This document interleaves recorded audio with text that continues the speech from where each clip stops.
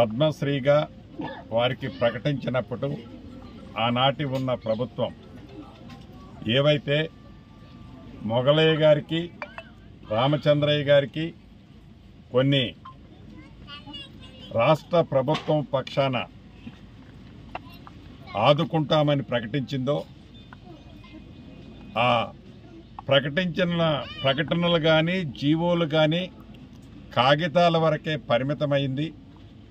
ఆ కుటుంబాన్ని ఆనాటి ప్రభుత్వం మాటలకే పరిమితమైంది తప్ప చేతలతో ఆ కుటుంబాన్ని ఆదుకోకపోవటం చాలా బాధాకరం. కీర్తిశేషులు రామచంద్రయ్య గారి సతీమణి వారి ఆవేదనలో నాకు ఇప్పుడు అర్థమైంది. ఏదైతే ఆనాడు ఇళ్ల స్థలం ఇస్తామని చెప్పి ఇళ్ల స్థలము ఇవ్వకుండా అదే రకంగా 1 కోటి రూపాయలు కూడా వారికి ఆర్థికపరమైన సహాయం చేస్తానని ఆనాటి ప్రభుత్వం ప్రకటించి వీరితో పాటు మొగలయ్య గారికి కూడా ప్రకటించి మొగలయ్య గారికి అయితే ఇచ్చారు తప్ప రామచంద్రయ్య గారికి ఇకపోవటం అనేది నిజంగా బాధాకరం.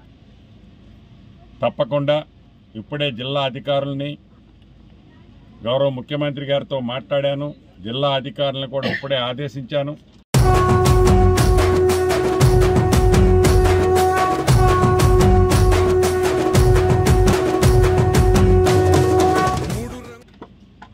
కొత్తగూడెం పట్టణంలో 462 గజాల స్థలాన్ని ఆనాటి ప్రభుత్వం చేసిన వాగ్దానాన్ని ఈనాటి ప్రజాప్రభుత్వం వారికి 462 చదరపు గజాల భూమిని ఇవ్వటానికి డాక్యుమెంట్ కూడా రెడీగా ఉంచారు.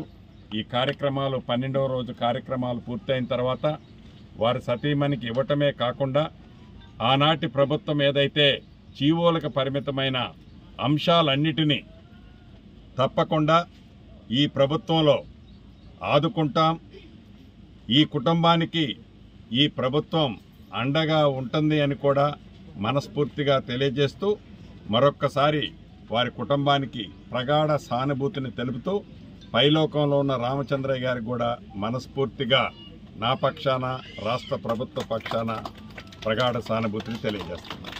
మరిన్ని వీడియోస్ కోసం ఛానల్ ని సబ్స్క్రైబ్ చేయండి. లేటెస్ట్ అప్డేట్స్ కోసం వాట్సాప్ ఛానల్ ని ఫాలో చేయండి. అండ్ లింక్ డిస్క్రిప్షన్ లో ఉంది.